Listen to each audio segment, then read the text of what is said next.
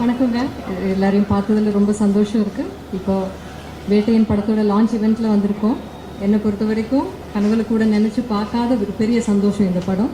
சிறப்பான ஒரு கூட்டணியில் சேர்ந்து படம் பண்ணுறது ஒரு நடிகரை பொறுத்த வரைக்கும் ரொம்ப அதை விட சந்தோஷமாக இன்னொரு விஷயம் இருக்க முடியாதுன்னு நம்புகிறேன் நான். ஸோ அந்த வகையில் பார்க்கும்போது ஞானவேல் சாரோட இயக்கத்தில், லைக்காவோட தயாரிப்பில், ரஜினி சாரோட சேர்ந்து நடிக்க ஒரு பெரிய வாய்ப்பு கிடைச்சிருக்கு இந்த படத்தில்.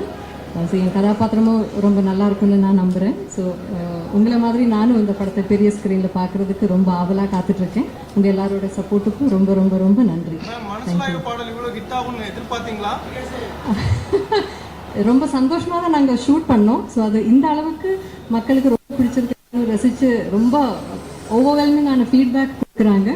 அது கண்டிப்பாக ரொம்ப ரொம்ப சந்தோஷம் கொடுக்குது. இவ்வளவு எதிர்பார்த்தேனான்னு சொன்னால் எனக்கு இல்லைன்னு தான் சொல்ல முடியும். தொடர்ந்து பெரிய நடிகர்களுடைய தமிழ் படங்களில் உங்களுக்கு வாய்ப்பு கிடைச்சிட்டு இருக்கு. அதை பற்றி அது எனக்கு கிடைக்கிற பெரிய மலையாளத்தில் பாக்கியம்னு சொல்லுவோம். அது தமிழில் எப்படி லக்கு தான் என்ன சொல்லுவோம், பாக்கியம் தான். அது அந்த பாக்கியம் எனக்கு இது வரைக்கும் கடவுள் கொடுத்துருக்காரு. ஸோ இனிமேலும் அப்படி தான் நல்ல படங்களில் நல்ல இயக்குநர்கள் கூட, நல்ல நடிகர்கள் கூட, நல்ல தயாரிப்பாளர்கள் கூட எல்லாம் நல்ல படங்கள் பண்ணணும், மக்களுக்கு பிடிச்ச மாதிரி படங்கள் பண்ணணும்னு தான் எனக்கு ஆசை. லாஸ்ட் கொஸ்டின் மேம், நீங்கள் சும்மா ஒரு கதாபாத்திரத்தை ஏற்று நடிக்க மாட்டீங்க.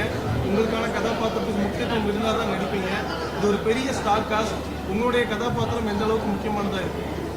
இதில் எல்லா கதாபாத்திரங்களும் ஒரே மாதிரி அவங்களோட ட்ராக்கில் எல்லாருக்கும் அவரோட இம்பார்ட்டன்ஸும் ப்ராமினன்ஸும் கொடுத்துருக்காரு. அண்ட் ஞானவேல் சார் அப்படிப்பட்ட ஒரு டைரக்டர் தான். சும்மா அப்படியே யாரையாவது சும்மா நீங்கள் அவங்களோட படம் பார்த்துருக்கீங்க ஏற்கனவே.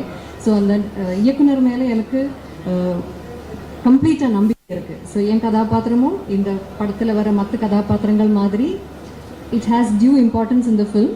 ஐ am sure you going to see it for yourself. Rajini sir, thank you.